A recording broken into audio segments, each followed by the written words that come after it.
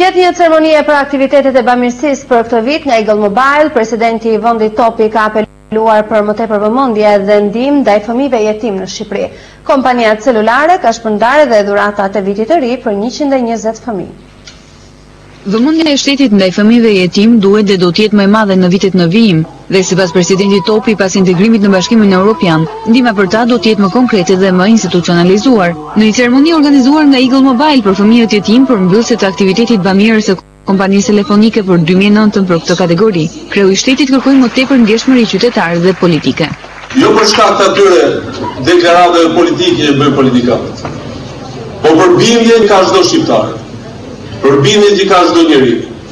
Dhe para të bindjen që duhet të jetë më shumë tek ju nesër shumë shpejt do të jeni qytetarë të një Shqipërie që është pjesë e Bashkimit Evropian, kur edhe të drejtat e fëmijëve, por edhe të drejtat e jetimëve do të jenë më të institucionalizuara.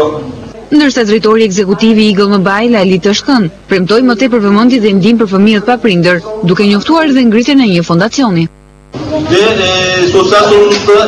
Ne shpallëm vitin 2009 si vitin e fëmijëve jetim. Dhe në muajin janar besoj se edhe kolegët e medias do të jenë pranishëm një aktivitet tjetër të madh me të 25 kompani, ku ne do të prezantojmë se çfarë bëm gjatë këtij viti dhe besojmë do të shkojmë drejt krijimit të një fondacioni për të kontribuar në të drejtim. Për 120 fëmijët e pranishëm në ceremoni, kompania telefonike shpërndau dhe dhuratat e vitit të ri.